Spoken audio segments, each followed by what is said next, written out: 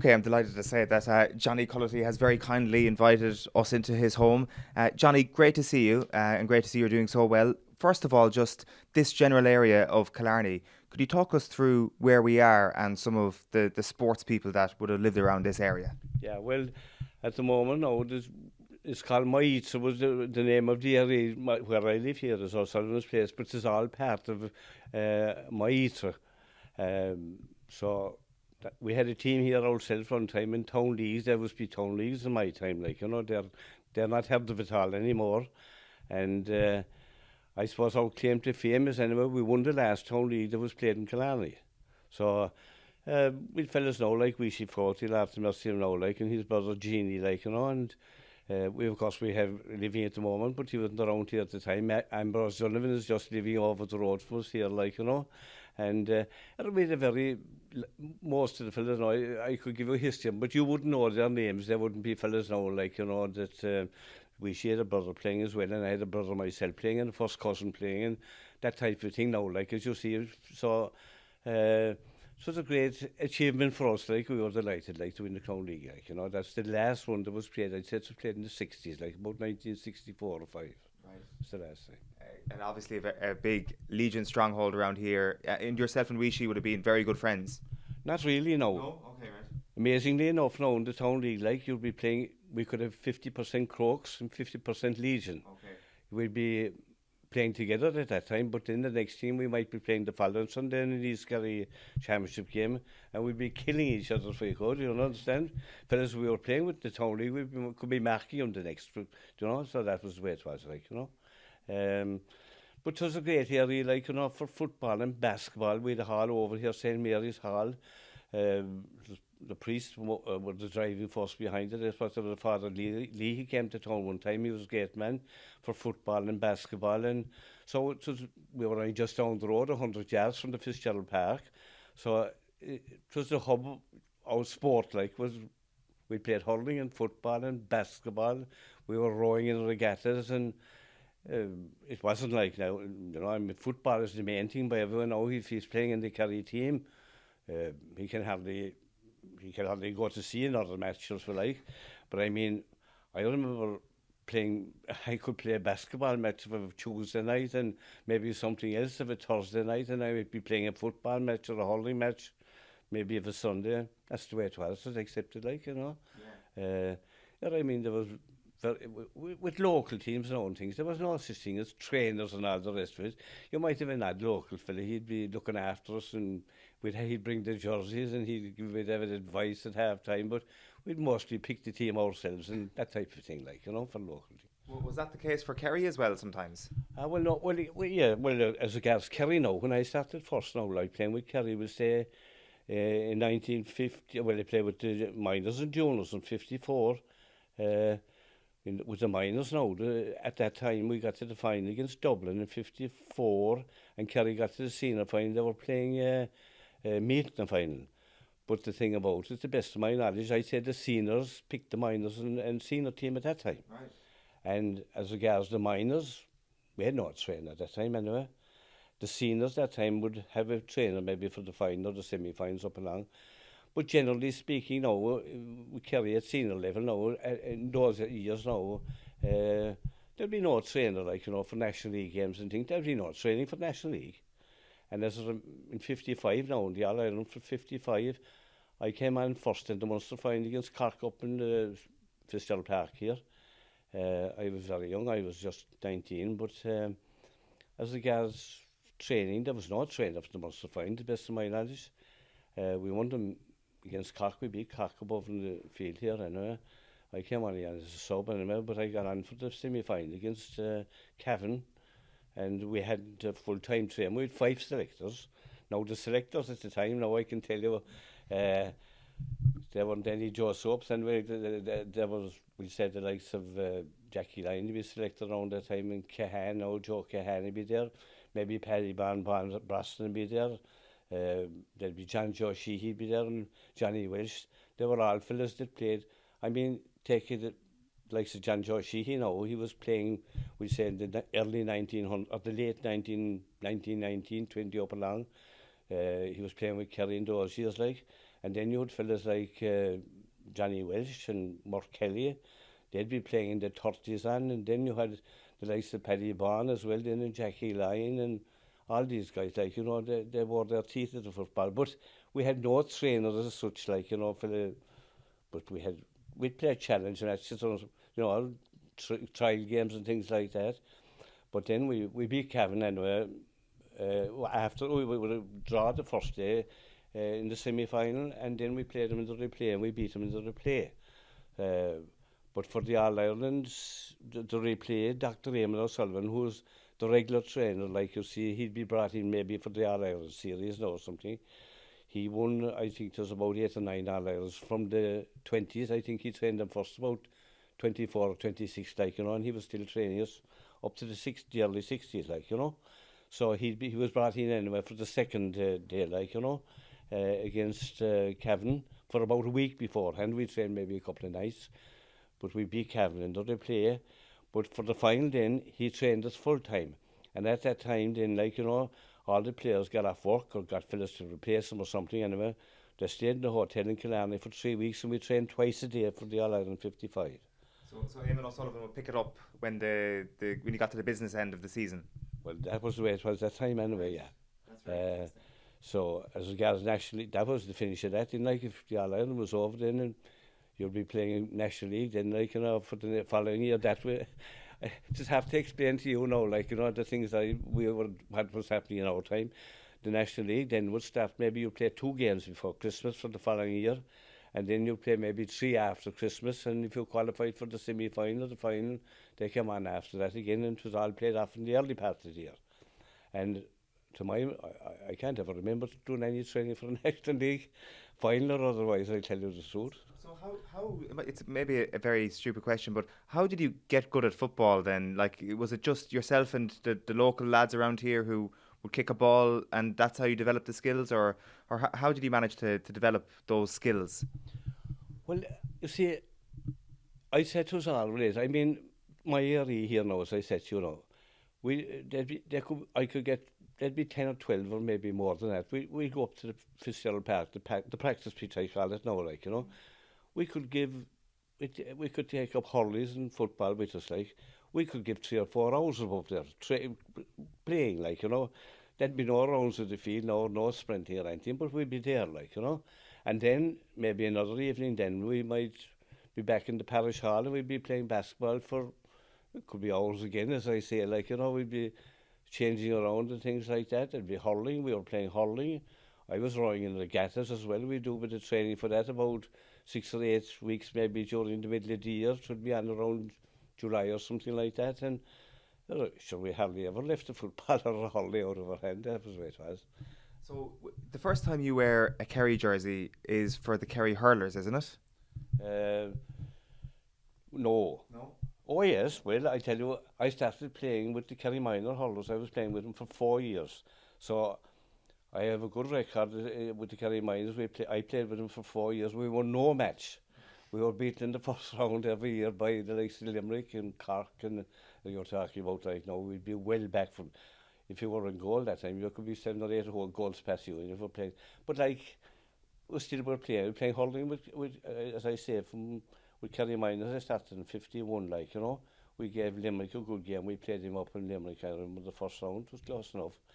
But then the football, then I got a Kerry minor footballers only for 1 year. That was 1954, and I got we got to the final. Like, you know, we were beaten by a point by Dublin. They got 2 goals in the latter part of the game. They beat us by a point. Is it true that you were only 14 when you made your debut for the Kerry minor hurlers? What, sure, as I say, I played with them for 4 years, like, you know. 4 years, yeah, sorry. Yeah, and how we started playing hurling at all. You were talking about how you started that time. There was a man came to town in Killarney that time in the 50s, and he went up to the field above. He was after buying a pub here in Killarney anyway, and he had about 20 hurleys anyway. It was Sunday morning. He advertised that he was starting up hurling. So we all fell in from our area here. There was a lot of our lads here around locally, and they all went up on the Sunday morning. All picked up a hurley, and we got a hurley for Just hard to get a holiday that time. If you were wrong. But anyway, we started up playing, and if you looked up the records then anyway, at that time, Killarney came along and they won 3 minor county championships in hurling, which was unheard of because all the hurling in Kerry that time was nearly in our Kerry. So we won 3 minor county championships in a row, and in latter years then, we around that time as well, then the Killarney hurlers, they won the county senior final, they were beaten. So it was different times, like, you know what I mean? Oh, you could get things going like that camp, you know, like he started the hurling for us, like, you know, at that minor level, and I played away then with Kerry minor level from 50, as I say, from 51, and my last hurling game with Kerry was about 1970 or 71. We beat Cork in the Munster final above in Mala, and we were beaten the Ireland semi-final by Galway. So that was my hurling stage with Kerry. But in that time now, we won, I tell you, I was as interested in the hurling. The old medal you'd win in hurling, it was nearly more, I won, as I say, we won the Junior All-Ireland in, I was 61 or sometime around that time anyway. Junior All-Ireland hurling, like, you know, senior. And we played in the 6th Division 2 National Hurling matches, finals, like, and we won 4 of them, and they were all played in Cork Park, like, before big games. And the hurling was a great game, like, you know, I spent lots of my time. So on the football then, as I say, I got on the Kerry Miners in 54, and we beat in the final. But funnily enough, then, the juniors won the All-Ireland final of that year as well. They were playing, I think I was at London, they were playing the final. And Dan McAuliffe was one of their better players in the forwards. I'd say he got injured, he broke his ankle in the home final. And after the minor final, I got his place in the junior final. So I got a junior All-Ireland medal in 54 for playing 1 match. So it wasn't too bad. So I was on the seniors after that in 55, and I was playing away with them then 55 to, I suppose the last game when I played, I suppose the Munster final when, I suppose 71, I suppose. 71. Yeah. So, how many years were you goalkeeper in that team? Was it for the whole lot? Of the footballers? For Kerry?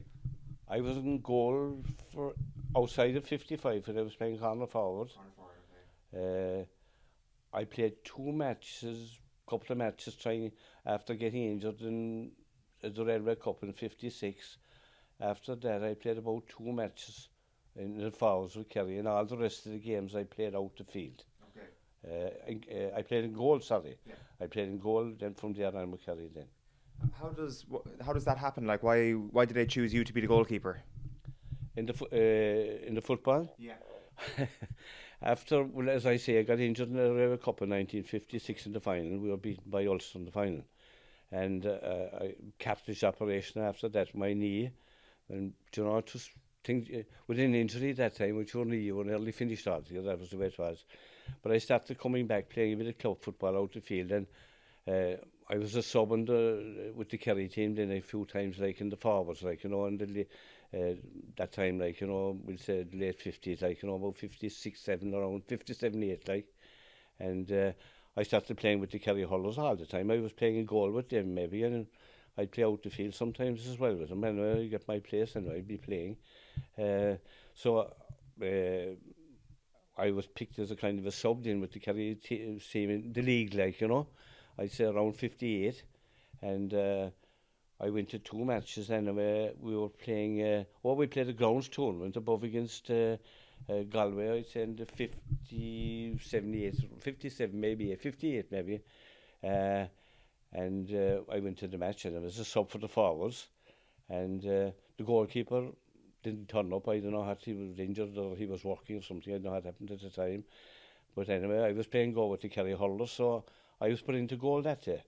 And the only remembrance I could give you that game anyway was Sean's purse sticky a penalty into the back of the net at the end of the game anyway to beat us in that Gaelic Weekly final or whatever it was. I don't know what kind of a competition does that time.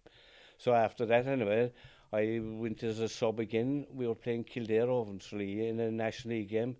I'd say 50, 78-ish too as well, around that. And the goalkeeper wasn't there as well or something like, you know, what happened, I couldn't tell you.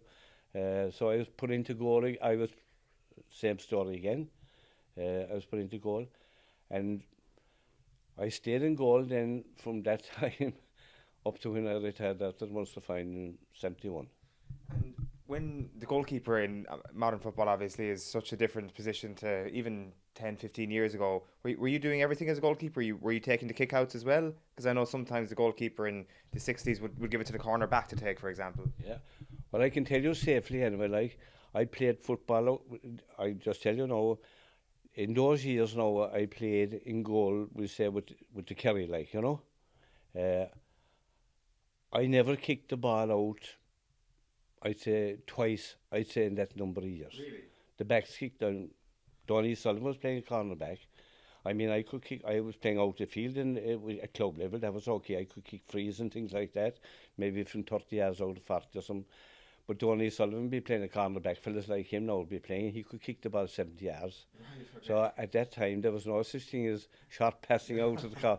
So what business did I kicking out the ball when Johnny could kick it 20 or 30 yards faster than me? And did he take the 45s as well out of interest, given he could kick the ball 60, 70 yards? No, with Mick O'Connell out around the middle of the field. He could also kick it that long. He'd kick it over the bar now, about from 50 yards out. I was just about to ask that his job must have been relatively easy, kicking the ball out, given you had Mick O'Connell in midfield. There was one man to aim at all the time. Like, look, I'd be telling you a lie if I was saying there's about aiming at the fill in our time. Belt it up the field, like, you know, and kick it. And if it came to Mick O'Connell, you could be sure he'd catch it anyway. That was number one. And so generally we'd win it after the kick out at that time as well, like, you know. Yeah. But as I said, there was no such thing as kicking into the corner back, that's out the corner, anything like that was out taboo at that time. you mentioned Mick O'Connell there, and you mentioned rowing in the regattas earlier. You didn't ever row with Mick, did you? The only thing I rowed with Mick, I rowed from Renard one day. Jackie Lyon and myself on the boat. Jackie was training Kerry, and Mick had a boat pulled up there, and I rowed across with one of the oars with Mick. Mick was pulling in the other oars. That was the only time I rowed with Mick O'Connell into Valentia Island. There was no bridge. There was no bridge at that time. What was that experience like? It was a bit too strong for me pulling the oar, like, you know. It was inclined to turn around the circle, but we got there anyway.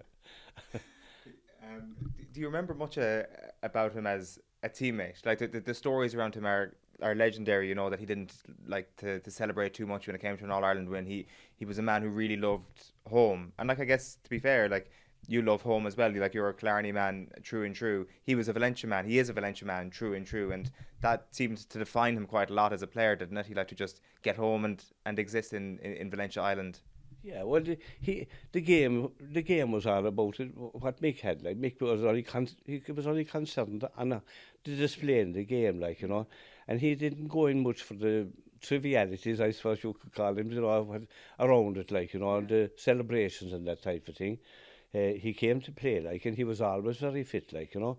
I mean, the National League now, you're talking about fitness and the rest of it, but Mick O'Connell, like, he'd be fit Christmas Day, like, you know what I mean.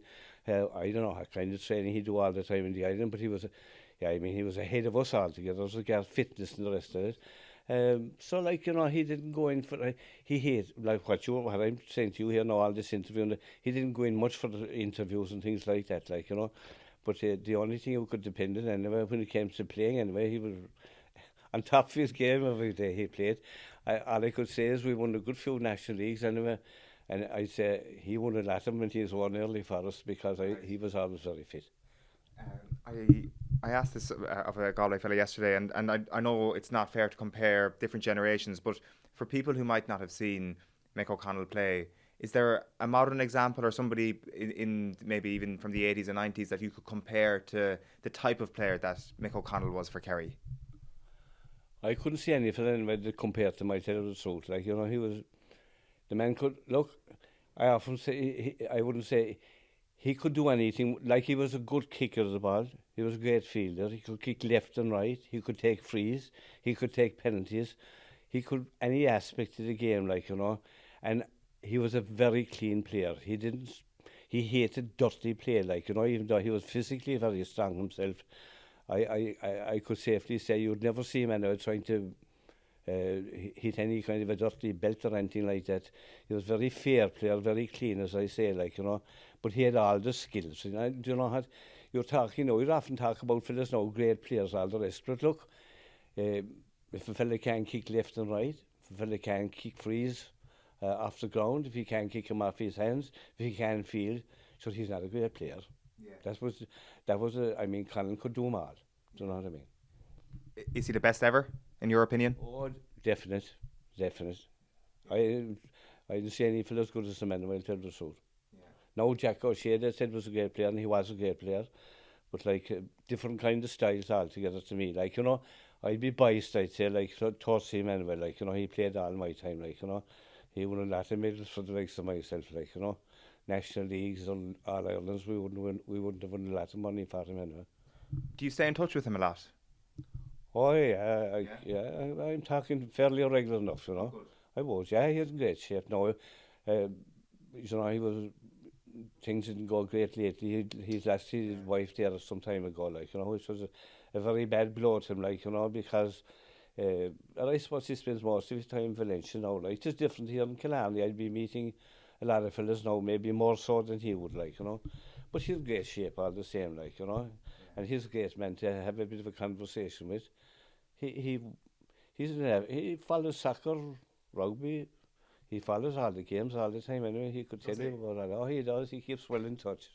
I was actually going to ask you, like, what do you actually talk about? Because we had him on the show a few years ago, and he wasn't really having much of, you know, the talk that, you know, about the rowing contributing to his fitness. He takes no nonsense, Mick O'Connell, I think it's fair to say. And it sometimes feels as if he doesn't, he's not very up for talking about modern GAA and stuff, or modern sport, but he is keeping an eye on everything. Oh, he keeps a very good eye on it. As a matter of fact, he asked me a couple of questions the other day there about the mark. He was asking me, you know, about this mark. He was kind of, you know, he wasn't very, one of the questions he was asking me, I was wondering about it myself after, because I'm not that familiar with it, like, you know. Just he'd clean up altogether, because he'd have a free shot at goal every day, he'd catch it, like. But he was wondering, could you catch it in the middle of the field, or could a fella catch it in the backs and say, claim a mark? And of course, I was saying to him, like, it'd be a great job if the goalkeeper could catch it in my time, because if you caught the ball, you could say mark and you could have a free kick out, where most of the time they were trying to belt me into the back of the net, like, to be big acid. So you could be answering that question for them, like, you know. Yeah. The goalkeeper got no protection in those days, that's for sure. Yeah. In terms of the Galway teams you came up against in those eras, like before we went on air here, we were talking about the 60s. Galway were on top, unfortunately, in that rivalry. But 1959 obviously was a great win for Kerry over Galway. So I presume the memories are mixed from your perspective when it comes to Galway, are they? Oh, just, you know, I was for Galway. I tell you, with a bad record in my time, you know, like, you know, and I'm, as I said about that my first introduction to the goalkeeping above in that Gaelic Weekly or whatever it was at that time, like, they beat us that year. We came along in the early 60s, like, you know, and it was 63, 4 and 5. We lost a semi-final and 2 finals. They were always saying that Down were our bogey team. We lost 2 finals to Down as well in the semi-final I was playing. But so that was equal. And if you look back at them there again, it was 98. My head wouldn't be great now for years now, like, you know, but they beat Kerry was at 98, and they beat them in 2001, did they, in finals? Well, they won, but Kerry were beaten by other teams those years. They didn't need to beat Kerry at all. Kerry got one over them in 2000, and Galway should have beaten Kerry in 2000. Yeah. The drawn game. Yeah. But yeah, and then obviously 2018, then they got one over Kerry as well. So it is a mixed record when you go back through the years, like. Yeah, but we know, as I say, I can only talk for my own time. Anyway, yeah, but like, sure, if you're playing football, I mean, Mick O'Connell and Mick O'Dwyer, now I was playing myself for just, you know, I mean, you're talking about the bonds of, I don't know how many years, maybe 17 or 16 or 17 years, like, you know. Yeah. So you can't win them all. We, do you know, I mean, percentage-wise now, I played 9 finals and 2 semi-finals, and sure, all we won was, we won 5 finals, which wasn't too bad, I suppose. So how can we complain about, like, you know, and we enjoyed the game. Look, because Connell was a sportsman, like, you know, and he took the game seriously, like, you know, but he was the kind of a fella, like, that it never worried him, like, it didn't worry me too much either. Like, I was working in a hospital, like, here in Killarney, where there was 1,000 patients, like, and I know how many staff, like, you know. And if I came down after Northern Ireland, and if we were beaten, I'd go back to work, like, you know, the following, maybe the day or day after, I don't know what it would be. And if we were beaten, like, all I'd be listening, well, John, Danny, he didn't do so well today. The patients, like, he'd be giving me a bit of stick as well as the fella, like, you know. But you took it, you didn't worry about it. But sure, of course, they'd be giving you great praise, like, when you'd win, like, you know. That's the way the game goes, like, you know. Yeah. You have to take the losses with the wins. So that we did that as good as we can. We didn't like to get beaten, but we had to take it. Yeah. So, Mick O'Connell, look, he was a sportsman. He was a great footballer, like, you know. He liked to win, like all of us. But he was well able to take his defeat as well, and that's the way. But as he often said to me, like, you know, it was a pastime more than anything else. Like, I think he probably told you that as well, like a pastime. Exactly. He liked to win, and he played to the best of his ability, and he trained to that ability. And I tell you what, seldom I saw him beaten anyway to run those years. For sure. Can I ask you then, after your playing days, you trained Kerry for a while. What was that experience like? Look, I tried every job, like, you know. I played from, as I said, like, you know, with the seniors from 54, 5-ish, anyway, up to 71, right? We were beaten. I can't even hardly remember now who asked me. Oh, I said it was Ty Crowley, he was secretary to the county board, like, you know, in Kerry.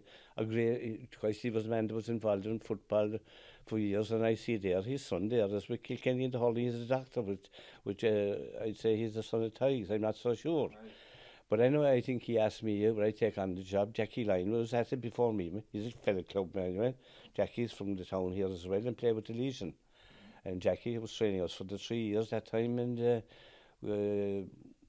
what did we won? 12, 69 and 70. He was good, and then he was beaten, and we were beaten in the Munster final by Cork. It was my last day playing above in Cork, like, you know. So I packed up after that game, and I remember well, do you know, you hate, I'll always remember, I don't think Cork got any goal in that Munster final. They got about 20 or 21 points. I said to myself that day after that game, I said, time for you to pack it up now, you get away with it today. So I packed up anyway, but anyway then, Jackie Lyon packed up as well after that day, like, you know. And I said, like Auntie, there wasn't any big deal about it. I suppose they were looking for some other friend, Ty Crowley, or I mean, now would I take it for a few years? So I said I would. So my record anyway was, we won every league. We I don't know, it was the 3 years we won the league around that time in the early 70s. Yeah. And as regards the championship, we were beaten 2 years by Cork. We won one, the 72, I suppose. And we were beaten the All Ireland final in 72. So my record wasn't great, but I can say 100% in the league and 100% failure in the team. And I retired after that. I find that it's a fascinating time to be a trainer, though, because as you say, there, like during your playing days, there was no one training you for half the time. So how did you even know how to train a team? Is probably the first question I'd have. All I know about it, my dear man, was training with Dr. Eamon O'Sullivan and seeing other fellas training teams around it. Look, it was no rocket since I knew about football anyway, to keep myself fit, like, you know. Sure, I trained myself, and when I was half injured a lot of the time I was playing, but the other way got on all right. Look, the pressure wasn't as heavy at that time. There's always pressure in Kerry, like, to win All Ireland. But sure, I mean, if we win the league, I remember we won the National League now, and we go down, we come off the train below. Just my father, my mother, my brother wouldn't go down to meet us after the National League final. Do you know that there wasn't? If you ask Kerry, the Kerry win 90, they'll tell you the early 70s. We're nothing, but still, we won about 4 leagues in a row. So Mick O'Connell took over after me. So there was more drive in Dwyer anyway. He was more ruthless than I was, like, you know. How so? More of a driver now, and he wouldn't take as much. I'd be lackadaisical enough for myself. You should say that you laid the foundations for Mick O'Dwyer's success. Well, he was playing when I was training myself. Oh yeah. So he was in some of them leagues now, and Mick O'Connell was playing that time as well. I packed up before them, like, you know. They were fitter than I was, like, you know. Their knees were giving out. Dwyer, sure, he made a great job from then, like, you know. He's great. you couldn't get better than Dwyer, like, you know. He was a sociable fella, like, and he was very friendly fella, but there was a ruthless streak in him at the same time, like, you know. You can't win all Ireland without doing that, I suppose, like, you know. He'd drop, if he thought he'd win, like, he'd pick a fella, and if he thought he wasn't going to make the grade, he wouldn't have him there, like, you know. So, you see, it's just different. Look, I'm talking to you here now. Look, it's just as different. I want to say different as chocolate cheese, but like, say, when I was training the team now, I had nothing to do with the selectors. They were selected by the county. Okay. Right. So you see now at the moment, like, you know, the trainer is picked, like, you know, and he selects his own men. Yeah. They're not, you see, but you had to go for a vote, like, you know, to get in at that time to become a selector with Kerry. So, completely, like Jack O'Connell now, he picks his own team, like, you know, whoever's, as you see there at the moment, he picked 2 selectors with him, 2 good men. He's Dermot Murphy, Jeremy Hall, Quirk as well, like, you know. But in my time, I had nothing to do with that, even though the selector, Dwyer was himself, Dwyer was even a selector, and he playing himself in the early 70s. He was, Mick O'Connell. Sheahan was selected that time, but I tell you now, there was Sheahan, Joe Sheahan, myself, well, I was even a selector, Sheahan and Mick Dwyer. Johnny Sheahan was selected in some of those years. Pat Shea from back Cremon was selected. So I had nothing to do with picking him. Like, Mick Dwyer had to go for a vote, like, to become a selector in Kerry that time. Right. So that's the way it was. He'd pick himself anyway. he picked himself after when he went training after me. So in Dwyer's time then, like, you know, it was by vote again, like, you know, when Mick Dwyer was in charge of the Kerry team, he never selected his own selectors. Yeah. They were picked by vote of the county, like the clubs. Right. That's the way it was. Very good. Yeah. Just a couple of other things, just because we mentioned Weeshy earlier on. Yeah. You would have been good friends with Weeshy, would you? I sure. Weeshy's only living about 3 or 4 doors down from me here, like, you know. Weeshy and myself trained together. Like, we were working the same job. We were in the same Fenians. Working in St. Finian's, right? Yeah, the same job, yeah. And as I say, he's just living down from me. As a matter of fact, then he was coming on, because there was no sub-goalie. Sure, you know that well then, but there was no sub-goalie, like, when in the early days, like, you know, when I came on the team, like, there was no sub-goalie. We had 20 players. I could tell you that for the youth team, there'd be 20 players, like, there was 5 subs, and there was no sub-goalkeeper. I remember on 2 occasions I got injured the early time myself, and you'd look up and you'd be getting up and you know how you were going to play on or something, and you'd see some fella that was a sub, maybe it was a forward, coming to go instead of you. So even there was fierce controversy about it, and I wish he would be sub-goalkeeper now in 69, 70, around that. He was, you know, he was playing golf for East Kerry here with us, like, with East Kerry, all East Kerry here now, and I was playing out the field. So Weeshy was a better goalkeeper probably than me, but I got in goal anyway. I was in before him. So Weeshy, we were great friends. We were fellow workers.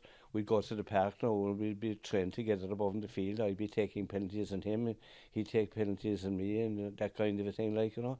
He was probably a better goalkeeper than myself, like, you know. There was parts of him, but definitely, like, you know, he was very quick, like, you know, and he was he wasn't a great kicker of the ball now, like, you know. But anyway, I wasn't opposing him after that, you know. But when he should have been, at least he should have been sub-goalie. There was no sub-goalie, as I said, at that time. So, and later then, like, you know, I don't know, he won junior All-Irelands, I know, he got a senior All-Ireland, that I'm not sure really, yeah. And after you finished playing football, you obviously would have stayed great friends, and I presume you would have been a massive fan of his broadcasting on the radio. Or the man should.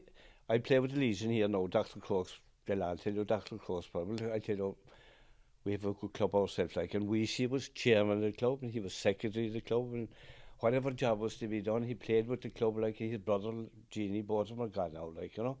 They played for the Bulls of 20 years with the club as well, like, you know. And to be the same with myself and my brother and the rest of them, like, you know. So I'd say, like, he was probably one of my best friends, do you know what I mean? His wife, Joan, is living just down below here. And sure, we're meeting every day of the week all the time as well, like, you know, my own wife here, like.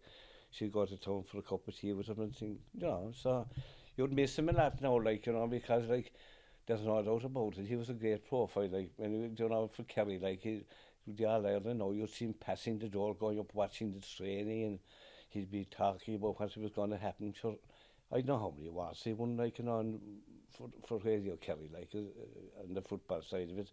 What did they call McNamee Awards, did they call them, or something? Right, yeah. I'd say they won a good few when he was, you know, he was great. He the fierce desperate. I couldn't hold up to him at all. So talking about football, I'm sure he knew everyone in the country. Yeah. Yeah. He was very popular. Oh, very popular. Yeah. But I tell you, basketball, of course he played football, but he's a good footballer now. He played, as I say, a very high standard, and he should have been sub-goalie, but should have hadn't a sub-goalie that time. And then he played basketball, and he played with Kerry in basketball. He was a great all-rounder. The only thing, he never mastered the hurling. He wouldn't go at the hurling, but he played every game, like, you know. Yeah. Just one last just topic to touch on. Have you been watching much of the current Kerry team? Sure. How would I watch them? Sure. The only way I can get into the park now is when I go up there, like, you know, to see a juvenile match or something like that, like, you know. So, I mean, if you ask me about David Clifford, no, honestly, no, this is a fact. How many times did I see him playing here in East Kerry, say, right? He plays with Fosses, you know, and his brothers. Well, if they were in a different division to us, like the Legion, I wouldn't see him at all. So the only time I might see him playing, like, is with East Kerry when they're playing the county championship. So how could I judge him? Do you know what I mean?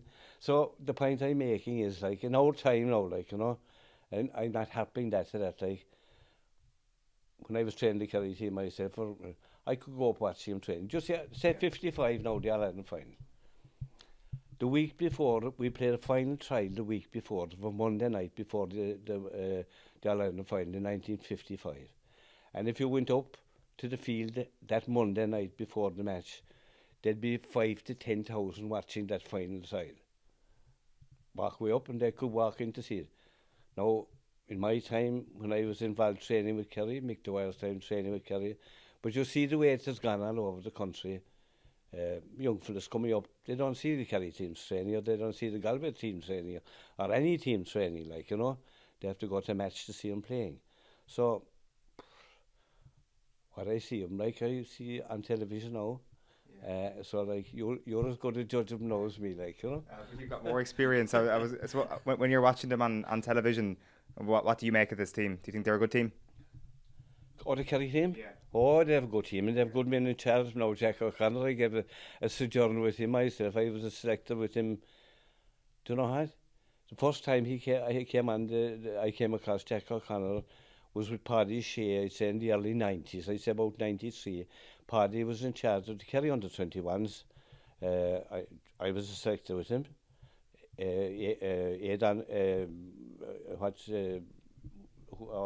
were the other two? Jack O'Connell was a selector, Bernie Callahan, and Seamus McGarrett, that's right, Seamus McGarrett. So that was our time. We were stuck with the under-21s that time. Paddy was in charge.